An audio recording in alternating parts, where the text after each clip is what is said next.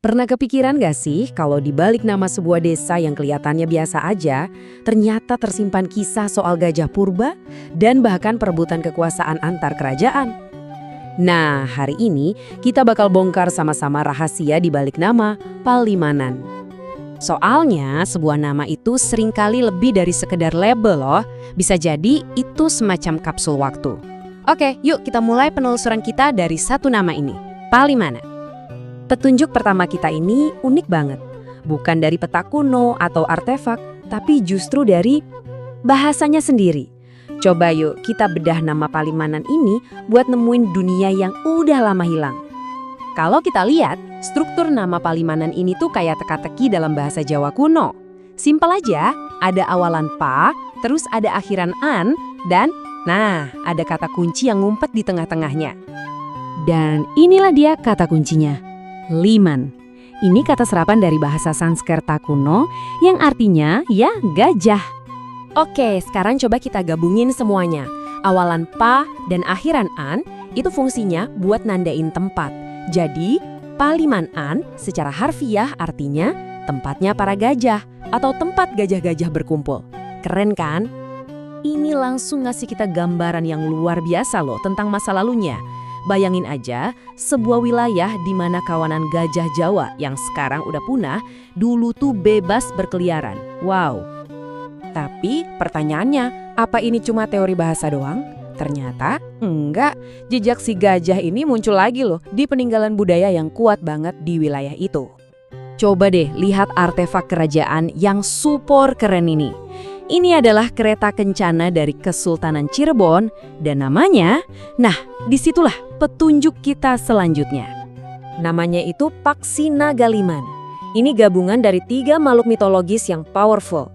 Paksi atau burung Garuda, terus naga, dan tentu aja liman alias gajah. Ini bukti jelas kalau simbol gajah itu penting banget buat nunjukin kekuasaan kerajaan. Tapi tunggu dulu. Cerita Palimanan ini nggak berhenti di mitos dan simbol aja. Naskah-naskah kuno kayak Babat Cirebon malah ngungkap sisi lain yang jauh lebih kelam dan strategis. Di situ, Palimanan disebut-sebut sebagai laga pertempuran, alias medan perang. Nah, dari sini nih gambaran Palimanan sebagai tempat gajah yang damai mulai pudar. Teks-teks kuno ini justru ngegambarin Palimanan sebagai sebuah benteng militer yang super penting. Kenapa? Karena lokasinya strategis banget. Buat kerajaan di pedalaman kayak Pajajaran, Palimanan, itu ibarat gerbang utama mereka. Dari sana, mereka bisa ngawasin dan ngontrol jalur perdagangan yang krusial banget di pesisir utara, terutama pelabuhan Cirebon. Dan karena posisinya yang sepenting itu, ya mau nggak mau Palimanan jadi garis depan. Garis depan konflik besar antara kekuatan baru di pesisir, yaitu kesultanan-kesultanan Islam, melawan hegemoni kerajaan Hindu yang udah lama berkuasa di pedalaman. Saking pentingnya, sejarah bahkan nyatet nama tokohnya loh. Menurut naskah Mertasinga, benteng ini tadinya dipimpin sama seorang loyalis Pajajaran. Namanya Arya Gumiringsing. Itu sebelum akhirnya direbut dan jatuh ke tangan Cirebon. Coba kita lihat perubahannya sepanjang waktu. Dari cuma pos terdepan kerajaan, jadi medan perang sengit, sampai akhirnya jadi benteng kolonial. Gila kan? Kepentingan strategisnya itu nggak pernah luntur, meskipun yang berkuasa udah gonta-ganti. Dan ternyata, kisah strategis Palimanan ini belum selesai sampai di situ. Setelah era kerajaan-kerajaan kuno runtuh, ada kekuatan baru datang dari seberang lautan. Dan mereka juga sadar, wah, lokasi ini penting banget.